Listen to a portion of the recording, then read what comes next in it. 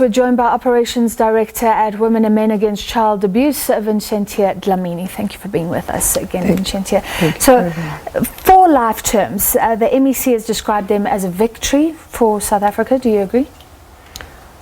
Yes, I do agree, though loss of life cannot be replaced, you know. And I think as an organization, we do welcome this sentence. And it is tragic that, you know, children have to suffer, especially in a space that is expected to be a safer space, because children, you know, have got a right to a safe environment. And I think it's also enshrined in our constitution, you know, the right to be treated, the right to be protected from abuse and neglect and degradation, all those rights that they have. And like any other human being, you know, everybody's got a right to life. So that is so unfortunate. But it just shows how vulnerable our children, and also the fact that our children are falling victims at the hands of the ones that are, you know, entrusted with their safety. And most of the time we will assume that a stranger is the one that is going to harm children. But in cases of child abuse, child murder, you would see that the majority of our children are dying at the hands of their step parents, their biological parents. It's just a shame. It's just a sad day. And yes, we do accept the sentence, but it is just, you know, it's just so heartbreaking that our children are dying.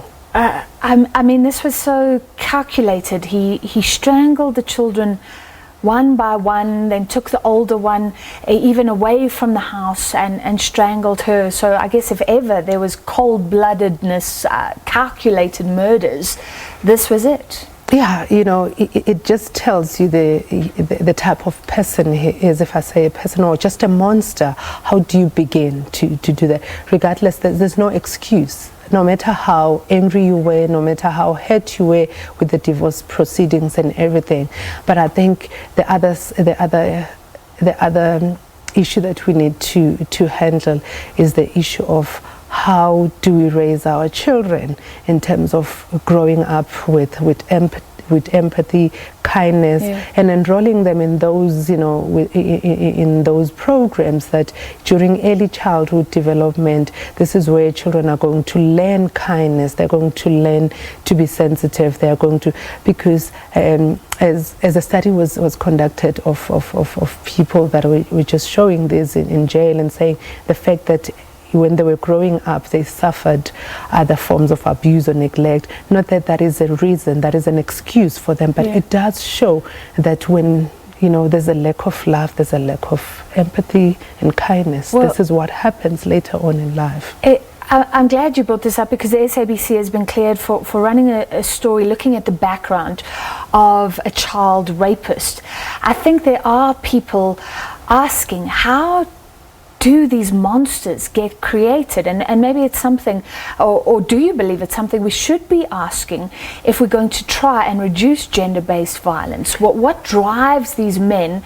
Maybe you're talking about violence begetting violence as they grow up, and that is what they know and perpetuate. Look at where we are as a country. We are a country that resorts to violence. If we are not happy about service delivery, we opt for violence. And even in households, you know, we have been, you know, we have been getting backlash for supporting the fact that, you know, the slapping a child has got effects. That's why we just have to do away with touching our children, because it just tells children that if you are not happy to resort to your issues, you need to solve your issues, you need to resort to violence.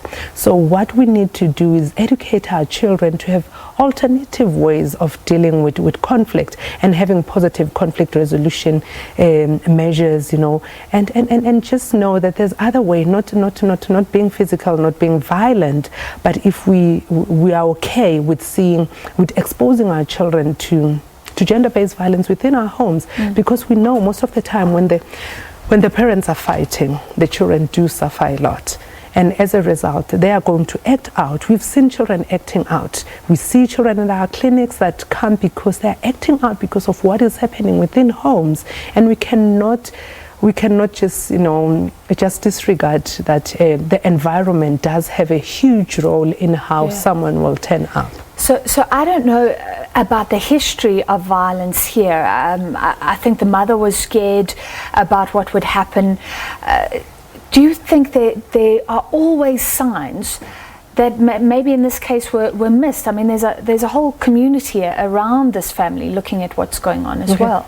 I think as individuals and belonging into communities, we need to ask ourselves, what do we do when we look at something like a woman is screaming? This is your neighbor, she's screaming. Or maybe the man is actually, fighting with her, and we just turn a blind eye to it and say it's a domestic issue when police officers are refusing to open these cases, and women are found to be helpless, and later on we find that children are dying as a result. And I think in a lot of cases, I would say all of the cases that we have been monitoring as an organization, it is shown that there's a history of violence. It doesn't just starts with the murder itself. It builds up.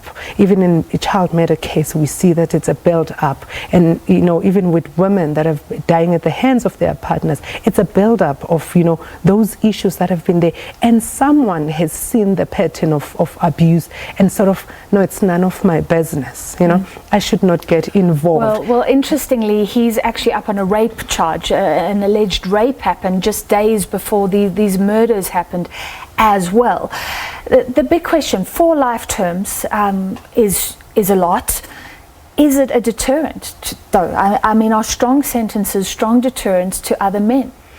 We're just hoping that they are going to act as a deterrent, because I think as human beings we need to have our internal inhibitions.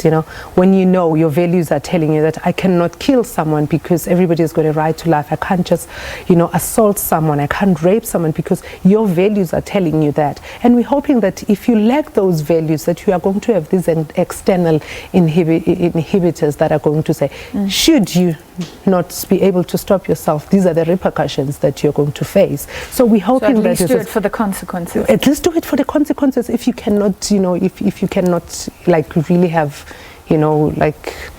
that heart not to harm others.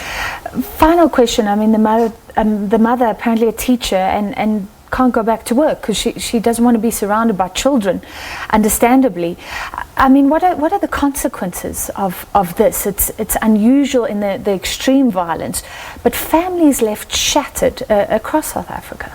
With every trauma, especially the one where it's a trauma that somebody has raped you, somebody has abused you, there's long-term effects. There's post-traumatic stress disorder, and I think people minimize the effect of what the trauma is going to do to somebody. And as communities, it's easy for people to say, get over it, it's happened, but we know that there's long-term effect. And this woman would need extensive therapy to deal with this, because you would understand that every day when she sees those children, she might not be able to be a teacher anymore. So this is the effect that violence has actually affected her.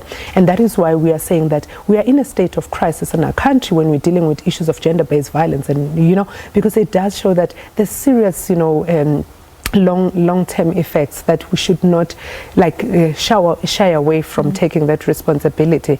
And I'm just happy that there's a plan right now and there's money that's put into it, but we just want to see that everything that is promised is going to happen, and that the community is going to be there. And should you see something, you see a woman that is in distress coming to you for help, that you're going to reach out a hand and actually support them. If you're a social worker, your lunchtime should not be more important than a life of a woman that needs help. If it's,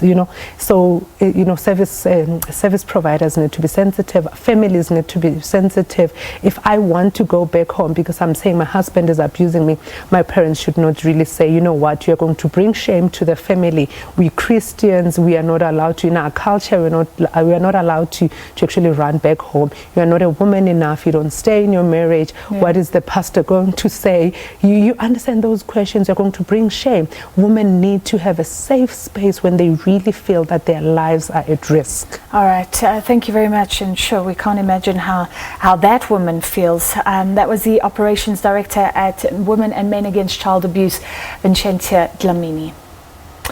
Now, a memorial has been unveiled in memory of the 7 girls kidnapped and presumably murdered by Pietermaritzburg van